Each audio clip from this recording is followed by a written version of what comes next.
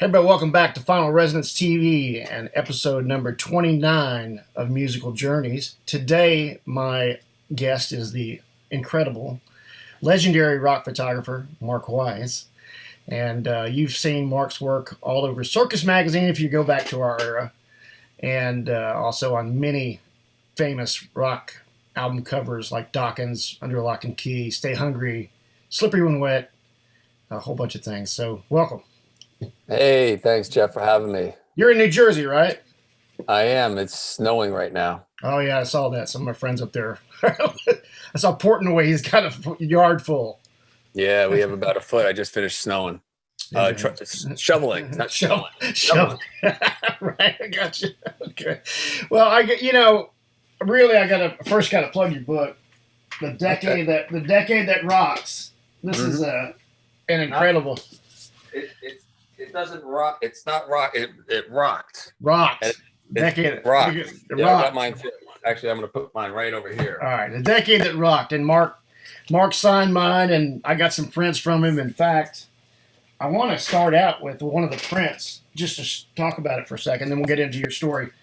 This particular print from the '81 tour, I called it the Holy Grail for me because that was the tour and the videos that got me into playing guitar.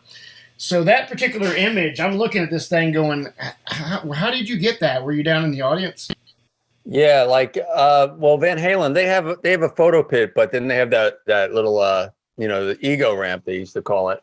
Yeah. And they didn't really have a barricade there. And I used to like shooting in the audience because then you get the perspective of the audience. That's when I first started shooting. Right. And in the 70s, I used to sneak in my camera in and used to get really close, and it's just a different feel. I'd rather shoot in the audience and zoom in and get that perspective. But I mean, being in the pit's cool too, and you get good angles there. But I like to do both. That's why I shoot multiple shows. So one day I'll shoot in the pit. One day I'll shoot up in the rafters. One day I'll shoot in the audience on this side, that side. Because I travel around with a lot of the bands, right. And that is awesome because of the hands and everything. So that it's one of my favorite shots of them.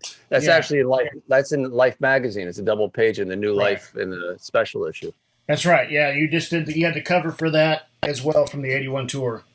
Yeah, and that's pretty cool. You guys can still get that one out there on the new shelves. I've got 2 copies, of course. Right on. Oh, and I've got the print too. Actually, this is the print from that. Oh yeah, yes, that's right. You got the bonus print. I did. Thank you very much.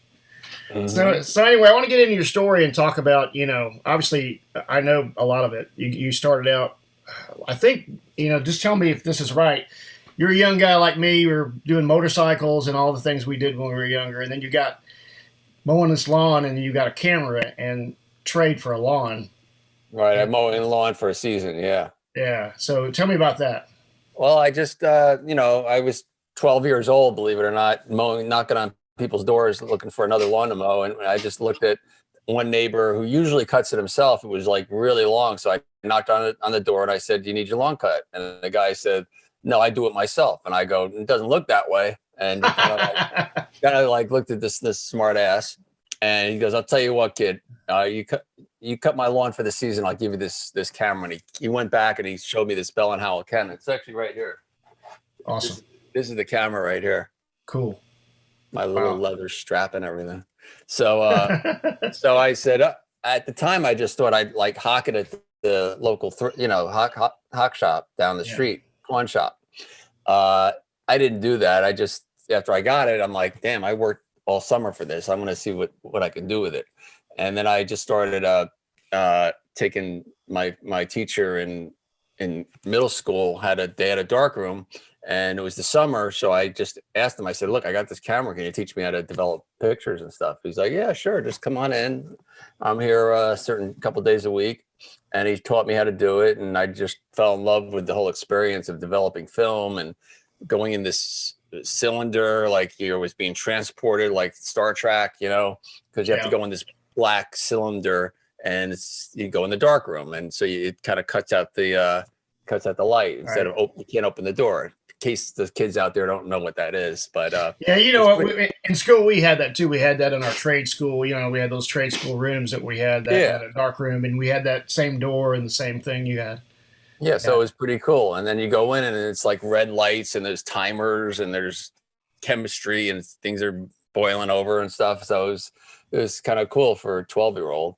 And then I learned it and I learned how to do it. And then I started taking pictures of my brother who was into riding motorcycles and my dog and, my cousin's bar mitzvah and parties and all that. And then I and that was kind of it. And I kind of got bored. I ended up going to high school, starting to hang out with chicks and stuff. And I kind of got bored of the camera. I just put it down. And then I started, my brother, who's a couple years older than me, took me to a concert and I kind of tagged along. And, I just, next thing I know it, I'm sneaking the camera into the next concert and getting closer and then kind of honing my craft and selling them for $1 a piece. And, fast forward a couple of years, I'm 16, 17, sneaking concerts, selling them for $1 a piece. Then I got arrested at a Kiss show at Madison Square Garden after playing multiple nights. I would go like the first night, stay up all night, and then sell it in my high school. They let me sell them out of my locker, believe it or not.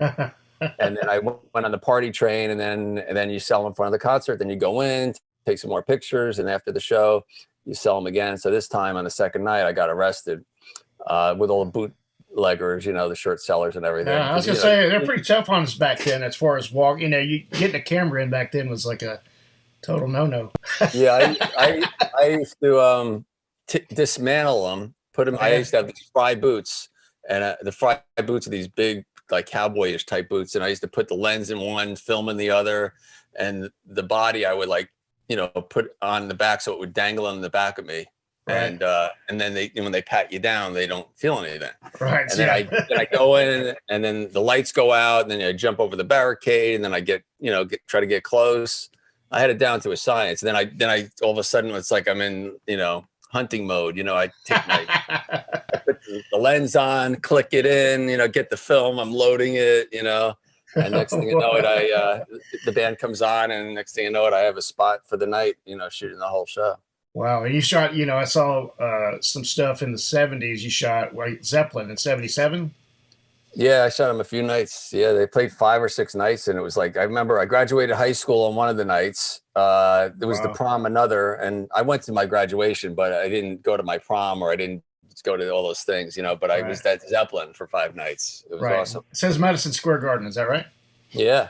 Okay, so then you had a band that you worked with initially, White Tiger. Right. Yeah. Which was like your local cover band. Yeah, they were. Them and Twisted Sister were the big draws. Twisted did more originals, but they did covers too. Mm-hmm. White Tiger just did covers, and they played like AC/DC, Led Zeppelin, Judas Priest. This was like really good and popular at the time. Right. And they were one of the first bands that I saw that wore spandex. And this is like 1978. I just got out of high school. And I'm going, and at that time in New Jersey, they lowered the drinking age to 18, so I was able to get into bars and go to clubs. Right. They raised it right when I turned 21. They raised it to 21, so I kind of made it in there, right. And that's where all the chicks were. So there were 4 hot guys, long hair, spandex, and all the girls would be there. Right. Of course, all the girls couldn't go home with the band, so. They'd be leftovers, So. Right, I get you totally. So let's see. I'm confused about one thing with White Tiger. Maybe you can clear this up. Was there a second White Tiger? Yeah, well, it's not. That's White Tiger is the Jersey band, and Mark St. John from Kiss had a band called White Tiger. Okay, that's why I was confused. Yeah, White Tiger never had a record deal, but I'm sure they trademarked it at the time. Yeah. So I don't know what did Mark St. John, did he well, put out an album? I think they might have. I met him way back in the probably 87, and he had given me his business card. It was a White Tiger card. That's why I was. Yeah. So, but I did do some research. I thought there were 2 White Tigers from what I could gather. Yeah.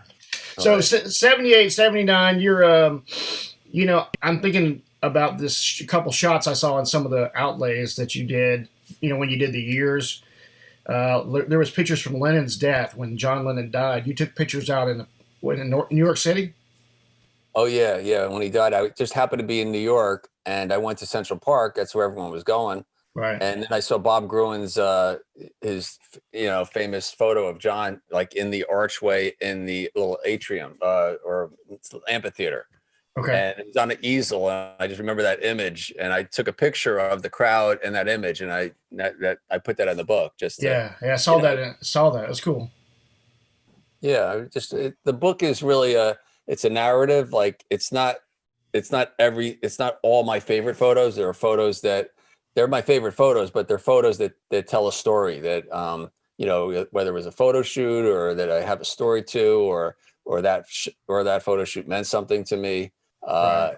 There was just I mean, there's 11 chapters in it, 12 chapters, and it's a almost 400-page book. So if you divide that up, it's like less than 40 pages a chapter.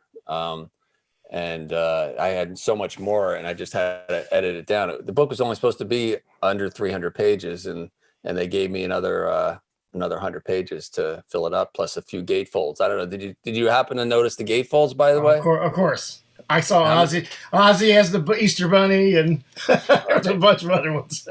Yeah, there's the Guns N' Roses, Yeah. Slash at CBGB's in the street, and then there was Mhm. David Lee Roth kind Right. of being a rock star. Stretching his legs out. Right. Yes. I got you. Yeah, I did see that. So there, let's see. You came in, and there was another thing here where you were part of the Kiss when Kiss went, without makeup. You were connected to that somehow with the. Well, first you got thrown in jail for shooting Kiss, and then second you got to work with Kiss. Right. So before Jerry Rothberg from Circus hired me to go into the office and take pictures of them without their makeup, but they were going to cover their faces. And they kind of covered it with a magazine, and they kind of went like this. And so it was pretty cool to see Gene and Paul, just the two of them in the office. And Jerry did the interview. I did some photos. And then after that, I did a photo shoot in my studio in 1983, probably one of the first ones with the four of them, with Vinny and Eric and Gene and Paul. Right. And this is literally a block away from where I got arrested. So it was my first studio that I lived in. Wow. That's ironic, right? Crazy. And you were there when AC/DC made their switch to Brian Johnson. Yeah, they had a party in I think it was called Privates in New York City, and I was working for Circus at the time. I was like on the staff on the masthead, and I'd keep my ears open, find out when things were happening, and publicists would call me. And I forget how that came about, but I got invited and brought my camera, and saw the beginning of the next phase. Yeah, I remember that. It shot of Brian holding the AC/DC balloon. Right. That's in your book. That's awesome. And Coverdale was there too, and I didn't even know at the time who Coverdale was, but he looked like a rock star, so I took a picture of him. And then after I took it, he goes, "That's the dude who was in Deep Purple, and he's in this band called Whitesnake now." Right. Wow, that's cool. It worked out good. So, in the research and all the stuff that I've been watching, there seems to have been like a bond with two singers in particular, with Dio and with Ozzy. They both sort of seemed like they were trying to help you along. Yeah. Is that correct? Yeah, well, Dio was just a really nice guy. He was always cared about anyone that he came in touch with. I didn't think he treated me any differently than anyone else, but he made you feel like he did. Yeah, right. So he's just a really nice guy, and he saw that I was kind of new and young and everything, and he kind of gave me some advice, and he made sure I needed what I wanted to get. He never acted like a rock star. Okay. Ozzy, on the other hand, did act like a rock star. Wild and crazy, and the whole thing that goes with it. So right. And me and Ozzy just got along from the beginning. I mean, once he put on that pink tutu, and I gave him the boxing gloves to put on, it was a match made in photographic heaven. Right. He's so cool, and I saw him back at Bark at the Moon tour, and I saw him. That was the first time, but then recently my wife had never seen him, and I said, "You got to see him live, because you see the stuff on TV or whatever with the Osbournes, but I said you've never seen him perform." I said you got to see him perform, and after she saw him live, she was like, "I get it now." I was like, "Yeah, I know." He has a bond with his audience that few people do. They just love him. It's just Yeah, incredible. no doubt. He's an incredible performer. There's a picture there with Randy that you said was the only picture you had. Yeah, it's the only photo shoot I did with him. I shot him a few times live, but it was the only time I photographed him. Right. And it was at the Capitol Theater, and I just wanted to do a band photo. And I made arrangements to do something really quick before they went on stage. I did a band shot with Tommy and Rudy and Randy and Ozzy. For 5 minutes, they were just ready to go on stage, and then they all dispersed. And then I said, Randy, let me do some photos of you. He's like, okay. I said, where's your guitar? And he's like, oh, my guitar's on stage. I can't get it now. We're going on. And I was like, all right, just stand there. And he goes, okay. And he's rarely without his guitar in a photo shoot. So I got this nice moment, and that moment sadly made it to his obituary in Rolling Stone when he got killed in the plane crash. That wasn't very, very long after that, I guess, right? Not that long, yeah. Right. Yeah, not that long after. I noticed there's a charm around his neck. I was trying to figure out what that was in that picture, but I couldn't. It looked like some sort of music charm, something around his neck. But I was looking close at that. So there's another connection with Ozzy and guitar players. This is one I didn't even have a clue about. You and Zakk Wylde. Oh yeah, you didn't know about that? I don't know that story, and I didn't know his name was not Zach.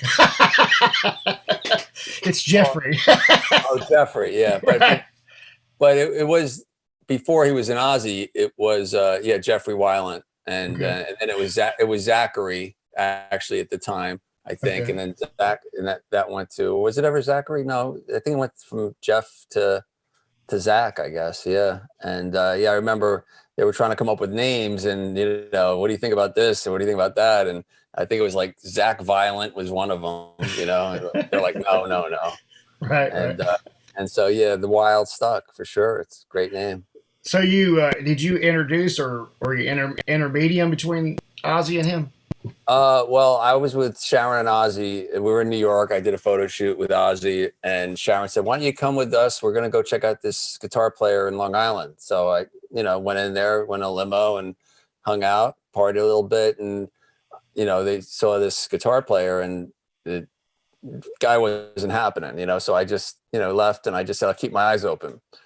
The next day, I went back to my parents' house in New Jersey, and my friend Dave Feld, who was one of my good friends from grammar school, who was with us also with Sharon and Ozzy.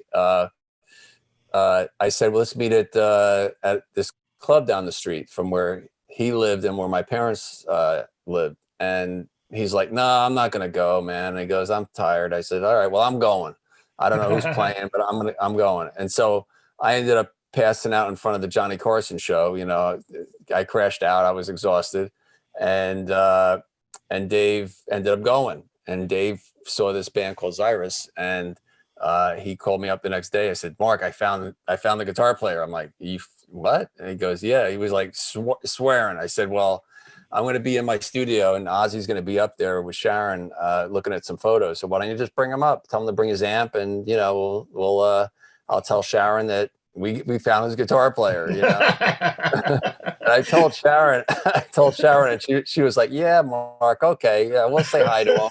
Right. She thought it was just like some friend that some fan friend, but so she trusted me. And long story short, Zach came, waited. Meanwhile, I was in the makeup room just jamming away. And every few hours, I would, Sharon would call me. He goes, we're still with Andre. They were hanging out with Andre the Giant, and they were drinking. And so it's like midnight, and she calls me up, and he goes, I'm sorry, Mark. He goes, tell Zach that, sorry. They just drunk each other under the table. Like there was no winners, this one. And they had to leave the next day for England. I believe it was England. And she says, well, just drop off the tape, send the picture, and drop off the tape, and we'll listen to it on the airplane or whatever. So I did it. Meanwhile, during the day, I felt bad for Zach. So I did a photo shoot with him, and we taped the Polaroid to the cassette that he brought, because he brought a cassette. And I just dropped it off at the hotel. And then after they got to England, Sharon called me up and said, bring him over, like we want to audition him. And that was it. Wow. That's cool, man. Because yeah, I saw his whole rise. I watched Zach come up, from that whole very beginning all the way through Yeah, today. yeah, Today, yeah. so amazing player too. I got to see him recently on the Hendrix tour, Oh yeah, and that's awesome. He definitely stole the show for he sure. tore it up on that. Right on. Yeah, and So actually, yeah, last year on my 60th birthday, I invited them down to enjoy the festivities they brought the family. Barbara Ann and a couple of the kids came, and I had the lyrics because I guess I should backtrack on this story. So after he got the gig, I did a photo shoot with Zach, and we went down to where his parents lived, and then we went to strip mall just to like get some sushi and have a couple drinks and play a little foosball and all that. And then we saw this karaoke place, and the karaoke place, we was like, hey, let's go in. And we were drunk. I said, let's go in there and do a song. And we're looking at this, and all of a sudden, I turned the page. It said "Born to Be Wild," and I'm like, oh, oh my god, let's do that. He goes, but let's go have some more sushi, more sake, and write lyrics down. So all right. we sat down there, we wrote lyrics, we went back in, and there's actually a cassette recording of it and photos and all that. And then on my 60th birthday, I mean, we didn't talk about this for 30 years. On my 60th birthday, at his table, I left him the lyrics because they were handwritten lyrics, "Born to Be Zach Wild." And we made up the lyrics to on how we got the show. It's funny as hell, and it's on. And we at my 60th birthday last June, they came and we sang it together, and hysterical. So it's on my YouTube channel. If anyone, Okay. Okay. I'll watch that later. it's pretty That's gonna funny. be. That's gonna I'm be. not a singer, but I try. That's great, man. So, when I think about your story, I think about a famous movie, Almost Famous. You sort of lived. You didn't live the journalist part of that, but you lived the Right. photographer part of that version. Mm. How did you feel about how that was depicted? Oh, Truthful, oh, over, just the oh, that vibe. story. Yeah, just the Oh vibe of yeah, it. yeah. I thought it was awesome. It was kind of like Cameron Crowe's story, I think, right? It was. It was. Um, I was wondering yeah, from your perspective, did you feel like I it love. was I love the movie. Yeah, no doubt. I mean, I have an idea to do a similar story about me, the same right? thing, Right. but Right. with all my little ups and Yeah. downs Well, and things. So you had a wild history. I mean, one of the things that I'm a huge Van Halen fan, and the reason I caught up with you is because when I saw that photo, I knew I had to have that photo. That was it's what made me want to play guitar. So that's how I just connected with that photo. And there was a quote I just read this somewhere. Somebody said Van Halen was so good they started the '80s 2 years early. They started in '78. So yeah, a lot of people give them credit for starting the whole thing and kind of well, they were sort of a prototype for what came. I oh thought. yeah, I agree with that for sure. They were like kind of like Led Zeppelin meets Aerosmith meets Kiss. It was like all the bands in the '70s that we all loved, all wrapped into them, and plus a little Judas Priest action. And but it was like it was a little glam. They had a little glam in there. So really, they actually set the stage for MTV Rock, music videos, the whole thing. So Yeah. definitely for Well, sure. I was going to say that the video that I saw was the Unchained video, which was on Don Kirshner's rock concert, which was before MTV was really popular, Mm, before I could get it. So that's yeah. one of the first videos I saw. So it's one of the reasons why it kind of hit me. Like I'd seen Kiss live already in '79. I Hmm. was only 11, but I just didn't connect with Kiss because I didn't see how I could be Kiss. But when Van Halen hit, I thought, oh, I can do that. Did you Kind of put on thing. some spandex in your day? I did in my day, yeah. Bike pants. Okay. Everybody wore bike pants. George Lynch, he was a big bike pants Oh guy. yeah, yeah, yeah, yeah, yeah. Dokken was. So the Van Halen tour, you took that image in your book. You said it was you had just you did a lot of shows local, like when you come through town. Would you do a lot of your shooting local, and then later you got to the touring thing? Yeah, I would do like Philly, Connecticut, New Jersey definitely, and New York. I mean, New York and New Jersey were the main ones. I'd go to Philly, and once in a while, I would go to Connecticut if it's something like they didn't come here. Right. But yeah, I mean, I started getting on a tour bus and touring around probably 83, right around that time. Okay. Maybe, yeah. I probably started traveling around with the bands at that point, maybe even 82. Well, actually in 81, 82, I was Rick James' photographer. So he took me around a little bit to some places. Wow. That's cool. Yeah. I've heard some stories. That's wild, man. So the Van Halen 2 thing was just a one-off show that you did in New Jersey. Yeah. And when I probably shot in Philly, I probably shot that same tour. It's Philly and New York and New Jersey. I probably hit them all three of them, I'm sure. I was gonna say one of the interesting things I saw about Van Halen 2 tour is that there's not a lot of photographs of that tour. Not like a ton. Like Oh, yeah. you can find 78, you can find a good bit of 81, a good bit of 84, a good bit of 82, but for some reason 79 isn't a very photographed. So when I saw the outfits in some of your pictures, I was like, wow, I don't remember that David Lee Roth outfit or Right. I do remember the scarf and the Van Halen red pants and that whole thing in your picture. But I don't know. There just wasn't that many pictures that I've seen. There's some, but there's that big book from Japan. Have you seen that one?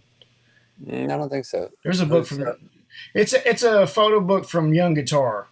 Oh, okay. No, I didn't think I saw And it's that. just like a compilation of Van Halen 2 tour and Van Halen 1 tour, but it's mainly black and white. But anyway, Van Halen 81 tour, you were doing the same thing with that. Then you were just going hitting the regionals Mm-hmm. and shooting those Yeah. shots.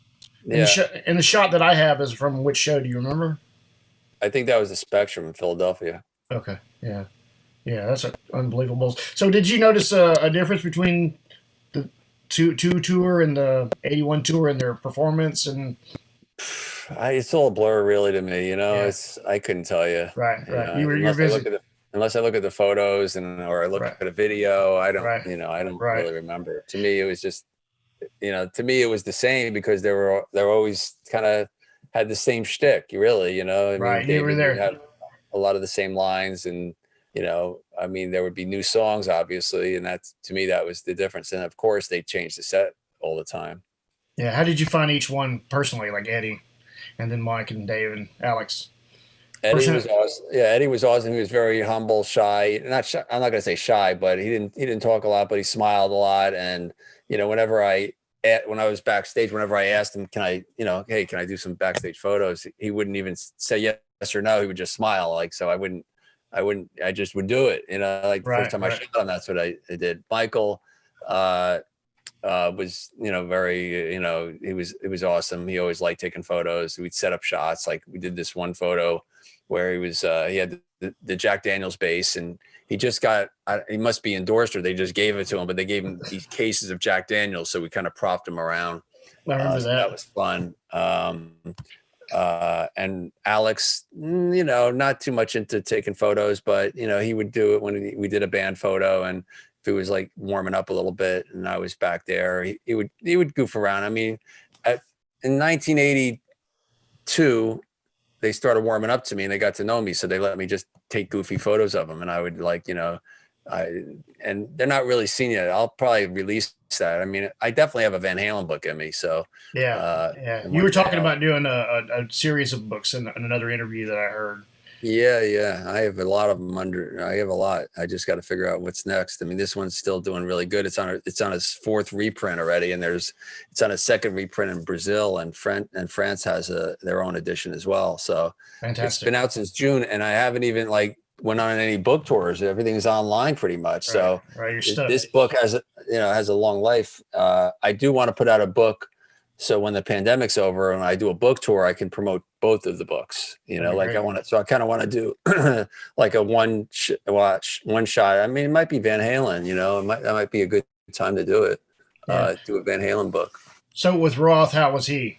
He was the best. Yeah, I mean, he used to hire me just so I would photograph him. I mean, I'd shoot the whole band, but the publicist basically said, whatever they want and whatever Dave wants, just do whatever they. So they hired me for a few shows in a row, and on the day off, I would be, there in case they wanted me. And I remember David called me up in the morning and said, or it might have been Eddie as a security guy, said, David wants you to take some pictures outside. I'm like, oh, cool, man. And I got my cameras and went outside, and there David is flying a kite.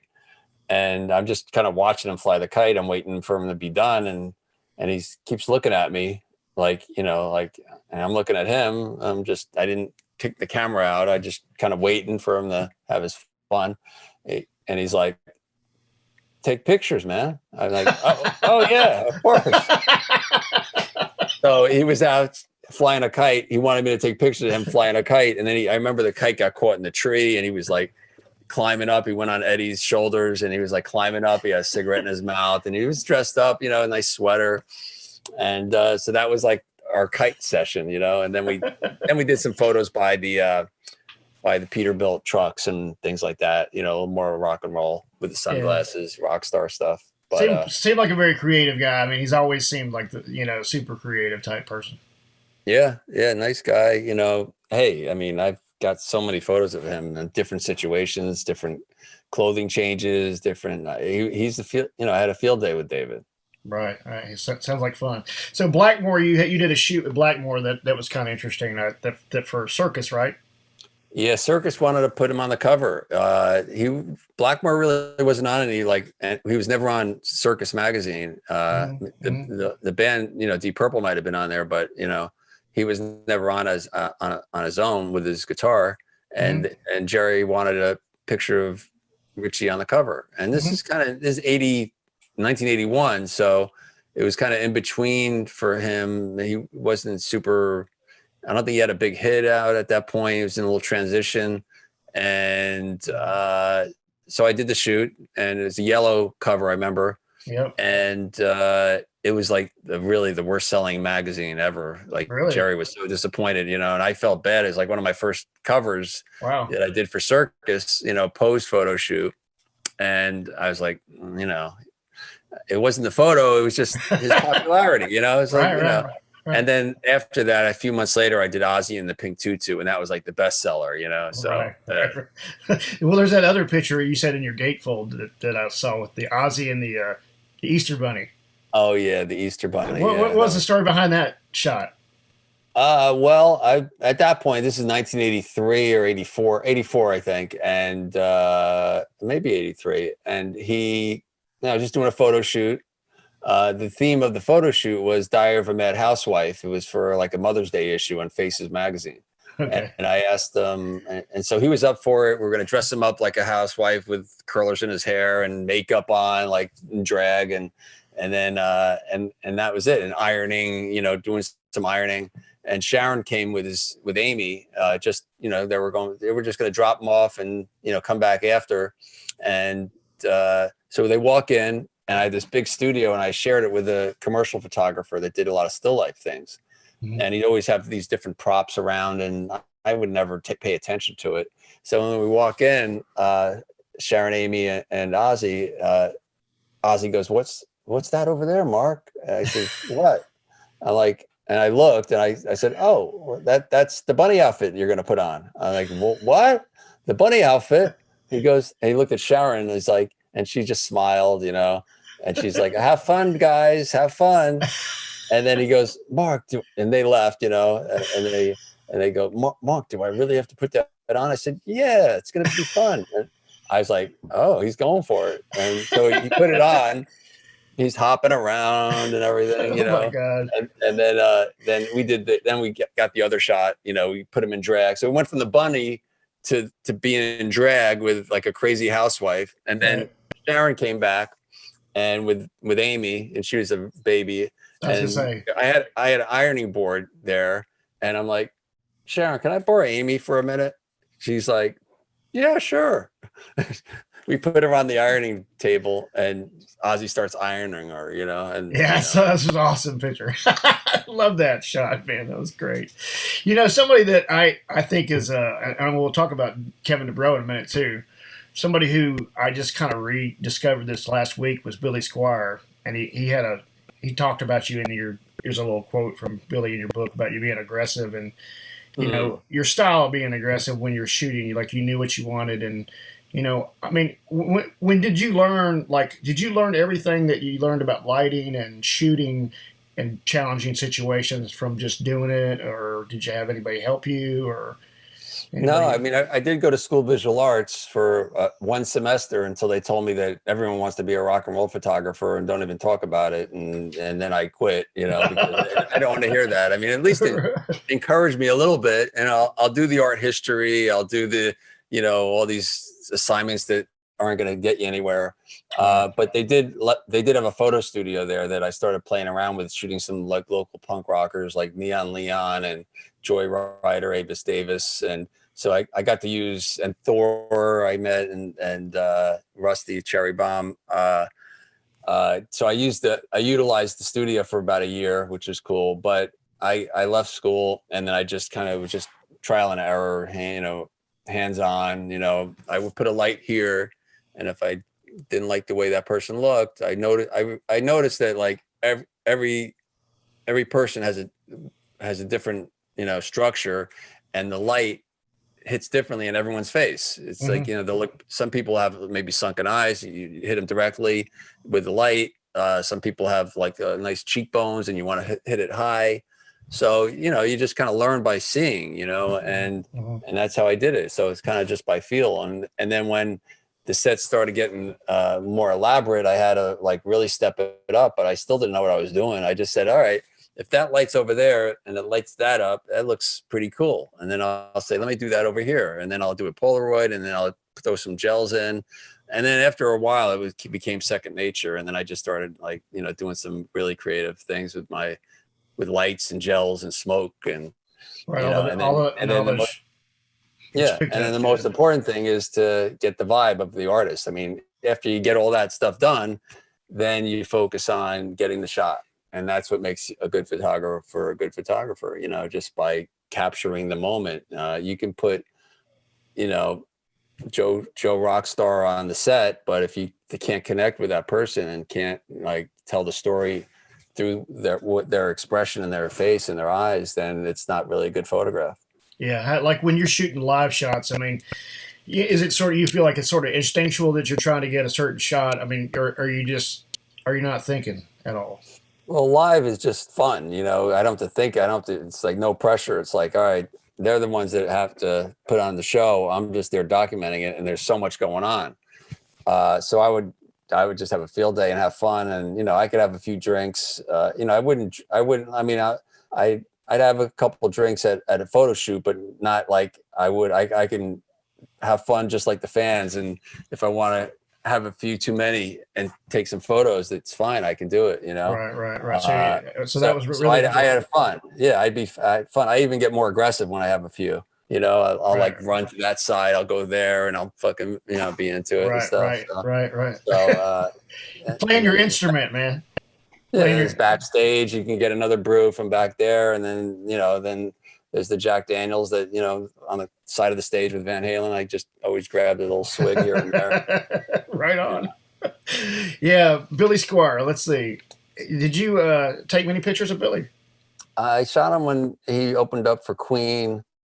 I think at the Garden. Actually, before that, I did a photo shoot with him at Circus Magazine. Yeah. When he went solo, and that's when I met him. And then just through the decade, whenever he went on tour, I would photograph him. I would do a photo shoot. We shot him for the cover of Faces magazine. Mm-hmm. He did a video that I used to like photographing video shoots because they would have hair or makeup, and the wardrobe would be there, and there'd be downtime. So I would take advantage of the downtime to do photo shoots. Right. And I did that with Billy. And then when in '89, Bon Jovi played Giant Stadium, and John was a big Billy Squire fan, and he had him open up the show. It was with Skid Row and Billy Squire, and Little Steven came on stage, and Sam Kinison even played that one. Wow, yeah, and so it's been a couple of years since I seen him, and so we reconnected there, and I said, next time you're doing an album cover or something, give me a call. And he's like, yeah, okay. And they called me, and that was in '91, I think. I think the cover was an illustration, and I did the back cover and some other photographs. Yeah, I remember that was sort of like at the end of that era, right? When GNR and Hmm. well, GNR was just a little bit before, but yeah, everything started to fade at that point, sort of. Yeah. So, Dubrow, and we're going to talk about this book that you're involved in as well. Hmm. Keep on rolling with Missy Hmm. Whitney. Yeah. Your contributions are the photos, along with Ron Sobel, Hmm. who did the Randy Rhoads documentary, and her and I talked, and it seems like a great project that y'all are working on there. Indiegogo financed Yeah, project. we're actually talking. I talked to her today, and we're trying to figure out how many pages we can do, and for the first print run. Yeah, because I feel like the story needs to be told, his story, Mm-hmm. uh, and big book publishers aren't really interested in his story. Uh, Maybe they will be after they see what we have to offer. Oh But so yeah, we're going to put out ourselves, and it's pretty much. She came to me because she wanted to use the photo that I shot of Kevin, and where he's wearing this microphone that she gave him. And Missy was the fan club president of Dubrow, and then later became the fan club president of Quiet Riot during the mental health. right. And so she has all these stories and handwritten letters and postcards and pictures of Kevin and Randy and a lot of intimate things, photos and snapshots. And then I offered my photographs from that era because I started shooting.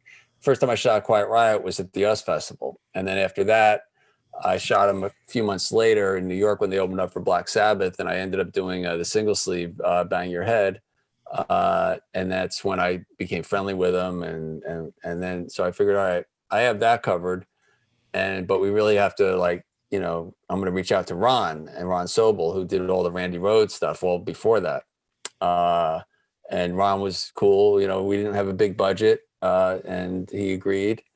Um, and so we got Ron involved. So I'd say, you know, 35% is Ron's, 35 is mine, and 35 is Missy's, Awesome. and it's all her words. And Rudy Sarzo's doing the forward, and I believe we're getting Kevin's mom to do the afterward.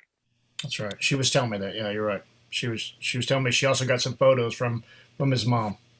Yeah. Photos that he took, and in our interview with Missy, I talked about how he could have been you. Right. Yeah, Because I didn't know he never told me. Maybe he did, and I forgot. But I didn't know he was like a rock photographer in the beginning. It's right, right. Well, me either. I didn't know that. So I dug in. I was like, wow, I didn't realize he was good. He was good at it Yeah. from what I saw. So one of the things about Dubrow and Roth is that they both were these super strong personalities. Is there any kind of parallels that you saw between them as far as their drive and their creativity and the way? No, Kevin was just more like raunchy and didn't think with his head. He just thought with his mouth, actually. Yeah, yeah, right, And that's just Kevin. right, Kevin, whether he would be working as a teacher in a school or being a rock star, it's like that's his personality. right, And he just speaks his mind. And when he got when he was a little more of the center of attention, he knew people were listening, and he was very he just spoke his mind, and it pissed a lot of people off, and other people appreciated it. It kind of worked for him in the beginning, but then it was it got a little too much at the end. right, So right, at some point right, you got to be a team player and support everyone. right, right, But right. I Yeah, mean, he was I remember all that, but I didn't think, as a fan of his, I remember that period, but it just sort of like fades from my memory. All I really remember is I don't think the fans really got it. I think it was more of the industry people and the sure, bands that, took it a little personal. Bands that could have helped them, bands that might have took him on the tour if he didn't true, badmouth them or whatever. So, sure, you never know. I yeah. mean, they did create history. They were the first heavy metal band to hit number one. They I, opened s- a lot of doors, and I sold it's 10 million definitely records. 10 million it's a records is pretty good. it's a success story, and That's unfortunately it didn't last, and they did try a few times, and Frankie has been trying to carry the torch with several incarnations, and I still believe Frankie left his seal of approval to continue without any original members, really. So Wow. I don't know for sure, but I think that's what I heard. Well, it's happening. You're seeing that a lot with like Foreigner with Mick Jones. You only got one original member there, and so the music carries it, and that's just the way it is. So this one other picture that I was thinking about was the Bon Jovi picture from the Rest when he's 18 years old. This is kind of the beginning of your association with Bon Jovi and him. They were a cover band, you said. No, the rest were doing originals. Were they? Okay. Yeah, and I didn't even know I shot John and the Rest at the time. I was shooting Southside Johnny, Hall and Oates, and Willie Nile at Raceway Park or not Raceway Park, in Freehold Raceway in New Jersey. And I was shooting Southside on the side stage watching him, and Southside's like, "Why are you shooting me? You should be shooting that kid." And I looked at Southside, and I just thought he just wanted me to get out of there, like I was bothering him. So I just said, "Okay, no problem," And I went over to take some pictures of them, like that was the last song, and that's when I first shot him. And then I didn't even think much of it. I didn't know who it was until much later on. So then fast forward a few years, in 1983, they opened up for ZZ Top. I was hired to shoot ZZ Top at Madison Square Garden by the publicist. And there was this band called Bon Jovi. They just kind of got run away. It was on the Long Island station, and they kind of won the contest. And I just getting warmed up for ZZ Top. I just shot a couple rolls of film. Didn't even know who they were, really. Didn't put it in magazines. No one really knew about them. They didn't care. I don't even think they weren't signed yet.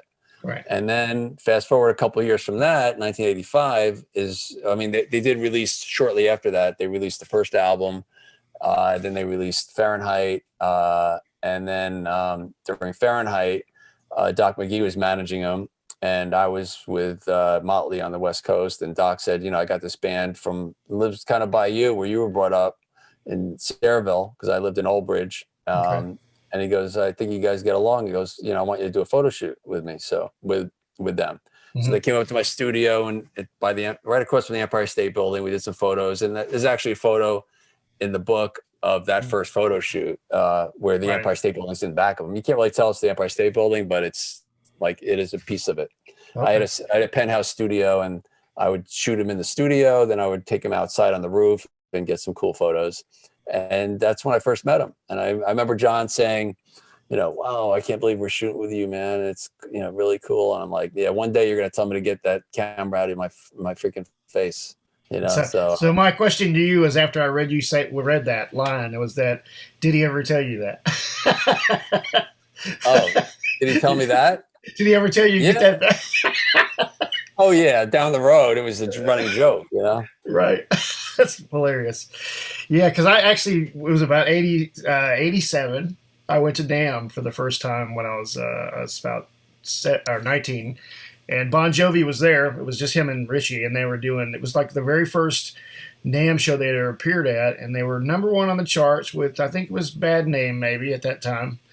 And I met him that day, and he had that purple coat of his and all that, and I have it up on my wall. I have your cover up on my wall in here with that photo for the Slippery When Wet cover. So we might as well talk about the Slippery When Wet cover. I personally thought the girl one was awesome. With the way that you, how did you get that? That image. I know what it's based on. It's based on the strip bar they used to go to, and I did with a little. I got a little ice, perked it up a little bit. Yeah, because the way that the water and the suds and everything on that glass, I guess. Yeah, it's plexiglass, and I soaped it up, and I kind of pushed her up against it, of course, and and I had a blue background. And just put her behind there. It was pretty, I shot like 20 rolls of film. I only needed to shoot a roll, but I had to make sure everything was right in the right spot and everything. Yeah, but it got shot down by MTV. No, it wasn't MTV. It was just that the PMRC was happening. I actually went with Dee Snider to Washington D.C. where he fought for the freedom of speech. Yeah, and and they were going to put the labels on, which they actually did. And Frank Zappa, John Denver, Dee, and I was there documenting it. The D wanted me to come and, you know, photograph it. So we hopped on a plane and I documented it. And then, you know, later that next year, because that was 85 and 86 is when the Slippery came out. Right. They labeled it and they had the album. We already, you know, everything was already done. And the record company started getting cold feet about the PMRC, and, you know, I think Walmart saw it and they said, you know, we're not gonna use this. We're not gonna sell it if you don't change the cover. I think that's what happened. Okay. Meanwhile, Japan, you know, they didn't care. So it ended up in Japan. Okay. They used the picture for a lot of things, you know, a lot of different items, the tour book and other things but yeah. So then the slippery cover. The slippery cover you ended up with was the one that he drew on a plastic bag. Yeah. So then before the plastic bag, the art director had a brilliant idea of spending $2,000 on a bar of soap, writing "slippery when wet" on it, and having a girl that we had to pay $1,000, some hand model, and having her just soap up the bar, and it etched in "slippery when wet." Right, it's in your book. And I thought it was awful. I didn't think that was ever going to go anywhere, but I had to go through the motions. And I showed, you know, John saw it. He's like, we got to come up with something, you know. And then John just came up to the studio. He's like, you know, we got a day to do this. I'm coming up tomorrow. I said, well, what are we doing? You know, I don't know, but just be ready. And then on his way in, he called me up. He said, make sure you have a black hefty bag and a spray bottle. And I was like, all right. He comes in, I hung it up, sprayed on it, and he just wrote "slippery when wet," and he just came in for 5 minutes and left. He didn't even wait for the Polaroid. Yeah, I think it said in your book that he didn't say anything. He just came in, did it, and goes, "There's the cover." There's your cover. That's awesome. That's an awesome story and an iconic album. It's just so awesome. So let's see your other covers. I got here Dawkins Under Lock and Key, which I don't. You can tell me whether they weren't in love with this idea of the clothing. And no, it was the idea was, which was mine, was having this key as the Dokken logo, and have it cut up. So we had this big piece of, you know, I think it was made out of like cardboard, and I lit it with gels and all that, my little red specials and smoke, and then the idea was to put them in front of it, and there's the keyhole, throw some light through it, and they had these outfits, and I didn't know what the outfits were going to look like until they got there, but it kind of suited what we were doing, kind of. And this is 85, you know, this is 85, like that's when everyone was glammed out to the T, you know, Poison was just coming out, you know, Ozzy was glammed up, everyone was glammed up, everybody. And where do you think that started? Do you think that started with Poison, or was it Bon Jovi? No, definitely not Bon Jovi. It started with Poison. So Poison was just getting the vibe was out that Poison was like catching fire, right? Yeah, and then and at the same time, Motley was doing Theater of Pain, and so they went totally glam, and so everyone just followed it from there. Right. And then when they got the outfits, they kind of looked at each other, were like, all right, who's red, who's green, who's purple, who's yellow, you know. They all put on their outfits. They couldn't even move, you know, but they put them on because we had to. They didn't have anything else, and everything was approved. It went out. I don't know how they thought at the time, but later on, obviously, they were like, well, "What are we doing with these outfits on?" Yeah, but I for me, it's a fantastic cover. I mean, oh, thanks. I like it too. You know, I love it. You remember it. You know, it's not. You know, it's not. I don't think it's that overtly glam. I mean, a little. I mean, you know, David Bowie wore stuff, the Sweet. I mean, back in the day, and those were cool bands. You know. Yeah. Or a little Motley Crue photo in front of the big car that you took. That's a little glam, but it's still not. Yeah, ridiculous. I mean, I think the Dokken was a little more waitery. You know, they look like kind of waiters, or like in the circus, I guess. You know, right. I got you, but I love it. Good. There's another photo of Dokken, looked like tooth and nail era, but did you do anything with that? That was my first shoot. I started doing. I did publicity photos with Tooth and Nail. Okay. That's when I first met him. Bryn Breidenthal introduced me to him, and she was over at Geffen. Elektra, I mean. at the time. Right. And I knew her from the Motley days, and she hooked me up. She's like, "Oh, you're gonna get along with these guys. I know it." And we did. I mean, I'm best friends with Don. I mean, he used to give me keys to his house, and whenever he was on the road, or even if he wasn't, I would be able to stay there and hang out. And we used to do a lot of fun stuff together. Right. So you took the famous Freddy Krueger Nightmare on Elm Street photos. Mm-hmm. Yeah. Well, whenever Doc and they were really my buddies, anytime they did anything, they would take me when they went on American Bandstand. So I met Dick Clark, it was awesome, so, so whenever they did a video, I always wanted to be on the video sets, and there's like a lot of downtime, and they were doing this, Dream Warrior, and of course I'm going to tag along and do what I have to do. And I always try to, on the downtime, I would set stuff up. So I remember they had this space car, and it was just hanging there. It was one of the props, I guess. And then I grabbed Freddie and Don and George, and we got a nice photo there. So did you do any of the Back for Attack era stuff as well? Back for the Attack. What was Back for the Attack? The next album after Under Lock and Key. Oh, what was that cover? Was that a? That was just it was just an art cover, but right. That was they supported on Monsters of Rock. Right. Yeah. I was. We still work together, and I did They did the publicity photos. Yeah, I figured you did. And whenever they needed stuff for posters or anything like that, you did those. And I was Van Halen's photographer with Sammy when I did the tour book for Monsters of Rock. Right. So they were on that tour. Cool. So yeah, I photographed them. Yeah. Once I start with a band, I keep going. I mean, I still, whenever they come to town 30, 40 years later, I still go hang out. Whoever's around, That's awesome. They're friends for life. So there's one oddball in here that I was a big fan of this album and have had it all these years. Yngwie's Odyssey cover. Oh, right on. Yeah. Yeah, it's as a guitar player, that was with Joe Lynn Turner, that was like the perfect marriage of that melodic rock with his abilities, and I just love that album. Is there anything about that album and about Yngwie? Well, no. I mean, they just hired me, and I went down and did a photo shoot. Miami? No, that was I forget where it was. Before Miami. Yngwie knows. I mean, I just asked him because I just did his latest album cover, actually. Okay, cool, awesome. Yeah, it's going to be out in a couple months, and we talked about it. And he remembered where we shot it. I think he said it was California. And we set up, we did a lot of shots, and we did the band shoot. I don't remember, but it was around the hotel or something like that. We just found some locations, and then we did a photo shoot with the band, individuals. And I think on the back was the individuals of the band, and then the front was the Yngwie, and they treated it. It wasn't like a thought out, planned album cover. They just wanted me to take a whole bunch of photographs, and we'll see what we got.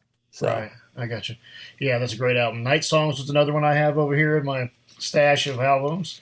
It's a great cover. Beautiful. Oh, that's one of my favorite albums. I love that. It's so bluesy, rock, Zeppelin-y, I really love that album. Still is. Like every song on that album is just great. Right. And they, these guys are all up in Nashville, I think now. I know Tom is. I don't know about Jeff LeBar or any of those guys, but yeah, and I'm still in touch with Tom and the other guys too. Yeah. That was just a photo shoot. I didn't know them before. I got hired by the record company, same record company as Bon Jovi, same art director, and they told me what the idea was, and we shot it down in Philadelphia in the Landmark area. And I remember it was a really ordeal. I wanted to do it on a set because I knew once you're dealing with outdoor elements, it's like, it's going to rain or this or that. I had to bring generators out there. I had a whole bunch of assistants. So I liked the way it looked like, and it was like an iconic historic landmark, but so I couldn't really recreate it. So I just went with it and took a chance on the weather, and it worked out. I got the smoke and everything else. And I remember it was during the day, and it was supposed to have a night vibe to it. and Tom kept coming. I just met Tom. He kept coming up to me. He's like, Mark, it's daylight out. I said, I know, that's all right. Don't worry, and he's looking at me like, this is his big album, his first album. And he's like, he goes, but I don't understand. It's like, it's daylight. It's supposed to have a night vibe. It's called Night Songs. I said, I know, Tom, I know. So I said to him, I looked at him like this. I said, Tom, I shoot day for night. And he's like, what? I said, I shoot day for night. He's like, oh, okay. and that was it. And then he trusted me. And then, he talked about it later on, like we get a laugh out of it, Right. He didn't know he thought I was nuts, and then sure enough, when he saw the photos, like what you do is, you have your strobe lights and they overpower the outdoor light. Right. So it doesn't really matter, but you have more control instead of scrambling around in the dark. And you can you actually use some of the available light to filter in and add into some of the texture of what you created with the strobes. Yeah, that's amazing. That you could do a whole class on this stuff. You should do a class on it. You probably do. Do you already do class? No, I'm actually I'm on this. It's called Meat Hook Live, and they can actually, they pay to talk to you, whether it's motivational or a lesson and whatnot. And they, it's like a 10-minute minimum, and you just talk to them. So it could be a lesson. So I just started doing that. So it's called, it's meathooklive.com, and check it out. There's other people on there. That Jerry Gaskill, the drummer from King's X, is on it, and a lot of drummers on there. And it's just it's a good place to connect with people in the industry and musicians and whatnot. So sure. Well, I think about these kind of podcasts as a way to mentor younger people. For you to share your story and your journey and how you got to where you've gotten, how you learned how to do this, is a help for other people that are trying to do something similar. Yeah, absolutely. For sure. Yeah. So the end of the 90s, well, late 80s, Guns N' Roses, this big switch in look. I was personally kind of, the docking camp. So when GNR hit, it kind of blew me away. I was like, where are we going now? So how did you feel in that particular, those images and that band and that change? Guns N' Roses, when I first shot Guns N' Roses, they were all glammed out as bigger than anyone. Oh, really? I didn't eyeliner. Yeah, in the book, you'll see. I shot Sebastian in 86 for the first time. And then a month later, I'm shooting Guns N' Roses, and it's the same background and the same hairspray pretty much. It's like the Madam X thing, or what you're talking about. Yeah. Okay. So it's totally glammed up Guns N' Roses, and it was the first time I shot them. And then they quickly, in the first video, Welcome to My Jungle, they were pretty glammed up. And then right. And then they pulled it down, and they everyone followed pretty much. Right. They went real street and leather and all that. Yeah. Yeah, that was quite a change, and then of course it led to the kind of the demise of the like 92-ish era. I remember it was like last few bands were like Firehouse and a few bands like that. Yeah, and that was kind of over after that. I know, right? Unfortunately, I was a young guy trying to get a record deal in '92. Oh boy! With like the kind of stuff like Firehouse was doing. All right. Not a good idea. So the one of the cool photos, getting towards the end here, is a flyer that you took that kind of signaled the end of that era, with the flyer photo at, I guess it's in Hollywood, where they're trying to make them stop hanging flyers. Right. Yeah, that was actually, it wasn't a flyer. It was actually an ordinance that the governor posted outside Gazzari's, and I was hired to shoot Tough. That's a new band. There's, again, if they were out a couple years earlier, they'd be playing arenas, Sure. So we were just taking pictures around town in Hollywood on the Walk of Fame and in front of the different clubs they played at, and one of them was Gazzari's. And then I saw the sign, and we were reading it. I'm like, guys, get over here and read it. Check it out. And I was taking pictures of them reading it. Yeah. And it was just a sign of time for things to come, because before that, the band comes out, they fly around, they get, first time I came to LA, I remember, I think it was Tammy from Faster Pussycat was like flyering all over the place.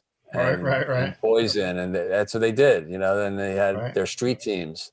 Right. and it would be all over the place, and then, people would like rip them down and they'd be all over the floor. And so I guess eventually they were like, they had to put a stop to it. And Right. it was kind of, that's when things changed, really, if you Right. think about it. Yeah, because I've been there obviously since to the whiskey and the strip, and of course Gazar's long gone, but I did get a chance to go there before it closed. Pretty cool place for the history of rock out there, anyway. Yeah, no doubt. So let's hit these events, and then we'll close it out. The events, man, these events you were at. I mean, this is the most amazing part of the story is that you were at Farm Aid, Live Aid, Us Festival, Hearing Aid, PMRC, and the Monsters of Rock. All of those, man. Let's and what else? The Moscow Peace Festival. Oh yeah, I got to hear Moscow. Sorry, yeah, that was another. I mean, that was kind of the end of that era too. So, that was the closer. Yeah, for sure. Yeah, for sure. So, like Farm Aid, what year was that? 85. That was Bon Jovi was just starting to get a buzz on the radio, and Doc told me he wanted me to go along and document. And John wanted pictures of him and like every rock star, so I got him and Willie Nelson, him and Chris Christopherson, and he just wanted, John Cougar, and everyone wanted pictures with him too, and he was everyone's like, this is the new kid, Right. So it was a good time. It was like a very, it was a sign of things to come. So since you're talking about John and pictures with famous people, I'm going to go to this one thing real quick, where you're with Elton John, John Bon Jovi for the Blaze of Glory soundtrack, and Little Richard's in there too, right? Yeah. Who else was there? It was Elton John, Little Richard, Kenny Aronoff was the drummer. Actually, Wow. and Jeff Beck. Yeah, that's right. Jeff Beck was on it. Yeah, it's solo. Yeah, it's amazing. Yeah.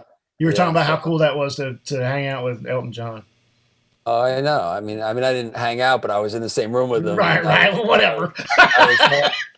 I was telling him to, like, pose and things, you know what I mean? So it was pretty cool. But yeah, I mean, I was just a fly on the wall. I videotaped all that for John too. Wow, cool. So I videotaped all those sessions and I photographed them. I'd have tripods on with the video, and then I would take pictures. Then I would zoom in on Elton. Then I would take a picture of John, and then I would turn the it was like a one-man show. They didn't want a big production. They just wanted me there.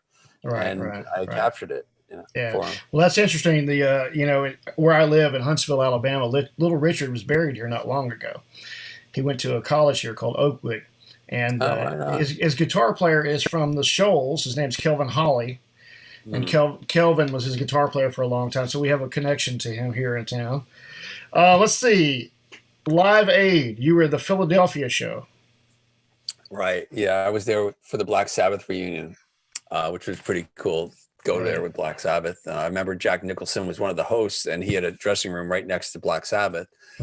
So I kept my eye on that dressing room, seeing when he popped out. So he popped out, and I went over to him and I say, "Hey, Jack, it's Mark. I'm shooting for Black Sabbath. Can I take a quick photo of you?" He's like, he looked at me like this, and he takes a cigarette and just flips it in his mouth. He's like, and he looked at me. I clicked it. I was like, "All right, thanks, man." That's great. So I was more excited to shoot Jack Nicholson than Black Sabbath. Right. What else you remember about Live Aid in particular in Philadelphia? Lita was there because she was dating Tony Iommi, so I remember she was there. And the Halford picture you got is really cool. Oh, right, Judas Priest, yeah, they were there too. It was just awesome. I mean, we represented it pretty good. Hard rock, heavy metal, between Black Sabbath and Judas Priest, mixing in with Madonna and, Mick Jagger and Tina Turner. And, I stayed around for everything to shoot, So of course, I watched this on TV when I was a kid. I saw this thing live and Phil Collin going from one country to the other and playing two shows and all that. And Led Zeppelin too. I mean, yeah, damn. Did they do that too? Yeah. Wow, yeah, Jimmy. Yeah, Led Zeppelin reunited. Wow. You had obviously Jason on drums on that, right? Was Jason on drums? No, I don't think Jason was on drums. Okay. But they did reunite. I also was at the Atlantic 40th anniversary at Madison Square Garden, where Led Zeppelin reunited with Jason. Yeah, Yeah. I shot that too. Yeah. Jason was in Huntsville a week after he did the rehearsals for that here, and I just happened to meet him that night, and he told me all about it. And was so, man, seemed like really glad to get this chance again to do that with them. Yeah, no doubt. Then to watch the video of the show finally, and just wow, I was blown away. Really good. So this is a great story, and I missed this in your book until I really went through it deep. This outfit that Ozzy wore at the US Festival, that you you want to tell the story, because you know what's funny about it. You go ahead and tell the story, and then I'll finish. You go ahead. Okay. Well, Sharon said we're gonna do a photo shoot with Ozzy's outfit that he's gonna wear at the US Festival. We're gonna ship it to you. I think it's coming from Africa, I think she said. And so I got it. It's got this big crate. And so it was there for she goes, but don't open it up until we get there. I said, all right, no problem. So it's been there it's in the studio for a month, unopened. I'm like dying to know what's in there. And, and then so they're supposed to come in and did a photo shoot, and they couldn't make it for whatever reason. And they say, Mark, we're not coming in to New York. Sorry, we're gonna have it picked up and shipped. We're gonna have it shipped back to LA. And my studio was in New York. I'm like, oh, I was bummed out. I was like, I gotta look in it. I didn't ask her. I got a crowbar and I opened it up, this big wooden crate, and I opened it up and it was this big feather thing, mask and everything else. And I'm like, I took a picture of it. I had a little timer, and I went behind it. I was taking a picture of it on the box, whatever I could do. And then I'm thinking, I'm going to put it on. So I put it on. I totally naked, just put it on, because it was very I don't know. It covered everything pretty much, Right. And feathers all over the place. So I put it on. It was just me with my little timer thing, my little clicker. Right. I'm taking pictures, and I did a couple with my little thing sticking out too, just for fun. Which I put it in the book, but I photoshopped it out. Okay. Because I was going to say, when I got to that page where it says 1980, I think it's 83, right? There's a picture of you in it right there. Right. Yeah. So Sharon's never even saw that. I didn't even tell Sharon I did that, That's so funny.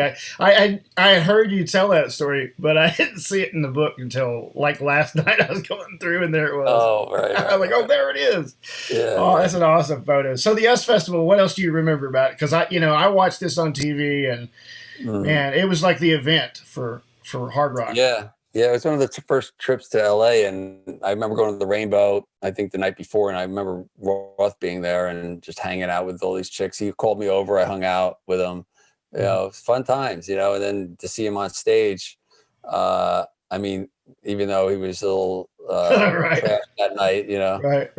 But he was having fun, that's what David did. He had fun at the cost of whoever his bandmates, at the time he was having fun, and that's all that mattered to him, I guess, at the time. He came out those assless chaps, and at the end. Yeah, it was a fun day, a long day, because I remember Quiet Riot opened up, or Motley, one of those, and then Scorpions, Ozzy, Triumph. Triumph. It was good. It was a good show. I was busy. I was a busy boy. Yeah, and I already shot Motley Crue, because I shot him the year before. I met him a year before when I did the Wii magazine shoot. So I kind of knew them. I never saw them. It was the first time I saw them live, or shot them live. Those are some great photos. Yeah, great photos of Motley's, on those first thing. And of course, Quiet Riot got the gig last minute, right? Yeah. I got kind of last minute gig. And I remember Motley, no one really knew who they were. I mean, in LA they did. And by the end of they shouted the devil when they played it, everyone was singing it, and it was crazy. Yeah, you said in your book they were playing to 200 people the week before, or something like that. Right. Yeah. And they were just all of a sudden exploded, and I remember that too, because they were in my town not long after and doing the record store things and everything. Crazy, man. Scorpions you worked with a little bit, right? Yeah, Scorpions, they took me to Germany or Hungary. in the mid 80s. I did a bunch of stuff for them, but I've been shooting them since 79. Yeah. All their tours. Right. But started working for them more in the 80s. Right. So Hearing Aid was the 85, right? 85 Hearing Aid. 85. Yep. Yeah, that was another event that was amazing, and you were a part of. And those photos you took are the ones of all the singers together. I mean, those are like the images you see when you watch the video too. They're just fantastic images. Yes. Yeah. Right. Yeah. So that was a hard one just to get them. I mean, got them all together, and they were actually recording, and then afterwards we got them posed for a photo. And to get everyone to look at you, it's just crazy, you know. Right, all those guys together. Did they have fun together? It seemed like they did. Oh yeah, that was a fun. Those were fun days for sure. Yeah, they all had good times. So PMRC, you know, when I watch these videos of Dee Snider taking on Congress and Frank Zappa, and of course John Denver, even, it's an amazing display of his intelligence and, you know, the arguments they were making. I mean, what did you know? How did that feel to you at that day, being there? And oh, it was awesome. I mean, I felt like I was, you know, like with part them. Of, part of history, man. You're part of history. I know. You could see me like before they went on. I took some photos of Dee and Frank in the senator's room, and we were like rummaging through their desks and like pulling out stuff. Oh yeah, yeah. Taking pictures with all different things, and then Dee went in, and then Frank went in, or Frank went in first. I forget, but I followed Frank, and so in the camera angle, you see Frank coming in, and then I'm right behind him, and then you can see me in the audience, not in the audience, and where all the photographers were. Right. You know, there's all short. I'm like the only guy with long hair, and right. I would like be standing up. I didn't care. I was like, you know, I'm going to get my shot. You know, and so that was fun. You know, it was definitely fun. We went to the hotel. Dee brought his father. Marty Kollner, the video director, was there. But yeah, it felt really good. And then Dee held his own press conference. Al Gore was there. You know, soon to be VP. And Tipper Gore, of course, you know. Right. It was definitely history. That's an amazing thing. Tell you what, so then I would say, let's see, next we're going to talk about Monsters of Rock would have been 88. Right. I was there. I was at Monsters of Rock in 88 in Memphis, Tennessee. Did you go on that tour, or did you just shoot? No, I just did a couple shows. You know, they needed a tour book, and I took some photos on the tour in the very beginning. They had a press conference. Yeah. They had like big gorillas and different dinosaurs and things like that. Yeah, so right. Jurassic Park stuff or whatever. Yeah. So that was good. Yeah, that's cool. It was summertime, and it was super hot. It wasn't a real party tour. You know, everyone was kind of like trying to chill out and take care of themselves. So it wasn't one of those tours that it was like a free for all or anything like that. You know, that totally pales to your trip to Moscow, I bet. Right. I mean, I just from what I saw on, you know, what I could see as a fan, it seemed like the wildest trip ever. I know, right from when we got on the plane, and just like no seatbelts. You know, I remember Sebastian like lying underneath this, you know, with his feet sticking out. You know, lying underneath all the chairs, you know, and we just took it over because we had the whole plane to ourselves, the whole jet, you know, with Peter Max was on there because he did the artwork. He was the official artist. Right. And I was the official photographer. So I just, you know, I went in there a few months before with Bon Jovi to do a little pre-press or pre-meeting the diplomats. Mm-hmm. So I tagged along for that, and Rolling Stone did a spread on that with my photographs in the wintertime. So it was like probably 6 months before we went to the stadium and did some photos where it was just fully freezing out. I mean, this is, you know, Russia in the dead of winter. So it wasn't the most pleasant experience, but, you know, we braved it out and got some really great images.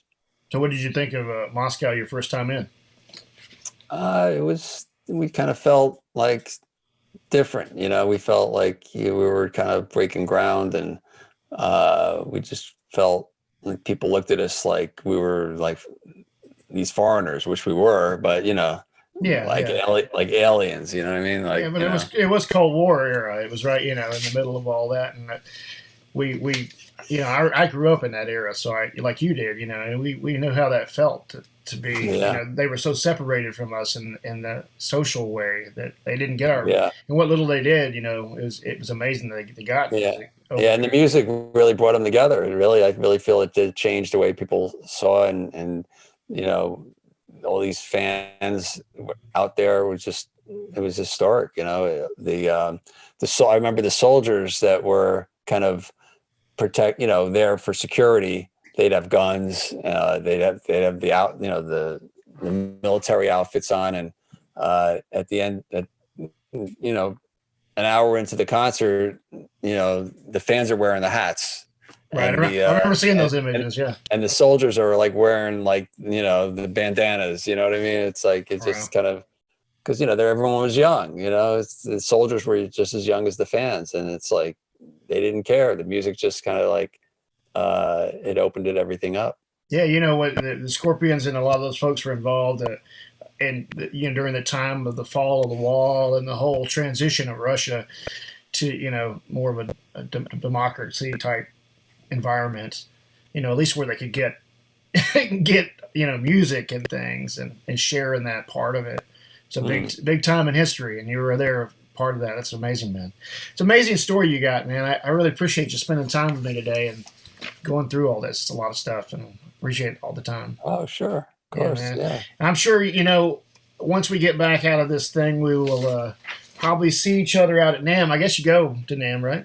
Not really. I went there a couple times, but I don't really. But I'm gonna, you know, now I have the book. I mean, maybe I'll do some synergy there, and you should hang out and definitely do some things for sure. Yeah, you certainly can, and certainly can do some more things there with the book, I'm sure. But let me just say this again, y'all. Everyone needs to get this. Decade That Rocked. Definitely. Yeah. You can go to, you know, if you go to the decadethatrocked.com, I have like different bundles. I have t-shirts. I give postcards away. I sign them, personalize it, you know, to whoever you are. You write your name down. I'll write you a little personal note. So there's different bundles with photos and things. And then if you go on the site, there's also interviews, people talking about me, people talking about the era, you know, clips like this, you know, people, you know, when I do an interview, I'll throw that on there. So it's just, you know, and then it tells you where to go. If you want to check out my Facebook or my Twitter or Instagram, it will take you everywhere. So all you have to know is thedecadethatrocked.com, and it takes you everywhere. Yeah. You know, the rock scene thing that you did a lot of interviews with musicians that I watched. Same thing as, you know, before we did these kind of podcasts, we were doing these, musician interviews a few years back, at least. Oh yeah, for at least 10 years. Yeah. So I'm starting to put the ones that relate to the book. I'm putting them on the Decade That Rock channel. Okay, good. So they're still on the rock scene. The rock scene is another site that I started, that I'm, you know, I'm not as active with it, but I may start again. But I'm actually, you know, anytime it's an interview that's related to this decade, then I'll kind of maybe might edit it down a little bit and put it on there. But they're pretty much interviews about their humble beginnings, getting to where they hit stardom. Sure. And it's their stories of how they became who they are within 10 or 15 minute interview. So it's a good little fire. I call it my fire, you know, my fireplace stories, you know, like you're around a fireplace and they're, you know, pretty much telling you how they got to where they are. Right. Yeah. I saw Joel Holkster was on there, and I've had Joel on here and a bunch of other folks that we have a lot of people in common. I just, you know how the circle thing is, it's just, you never know. And then you realize, hey, he knows this guy and they know that guy. How do you know Jacob? Yeah. Lynham? Yeah. Yeah. He introduced me as Lynham because, you know, I thought that was his name, you know? Well, yeah, his band name is Lynham. I know, like Ramon. I didn't figure that out until I hung out with him later on. Right. Like, I've been working on this book for 5 years, and that's about how long I've known him, maybe longer. Right. And, you know, I kept going to him. I go, I don't know. And actually 7 years I've been working on it. But I changed the title a couple times, and he was kind of always gave me a little pep talk. He says, dude, you got to come put it out. It's going to be great, blah, blah, you know? Right. So he kind of gave me, every year at the Monsters of Rock, he would give me encouragement. Yeah, he's a good dude. He's a good guy. I appreciate your time. Thanks so much for being on this afternoon, man. And hopefully I'll see you somewhere in the future and we'll hook up. in person. Good. Yeah. After all this is over. Soon, I hope. All right, man. All right, everyone. Thanks for watching and listening to my stories and Jeff pulling them out of me. So good job, Jeff. I liked it. Thank you, brother. I appreciate it, man. And you have a good rest of the afternoon, and hopefully I'll see you soon. All right, brother. Thank you, man. All right, see you. Bye-bye. Bye-bye.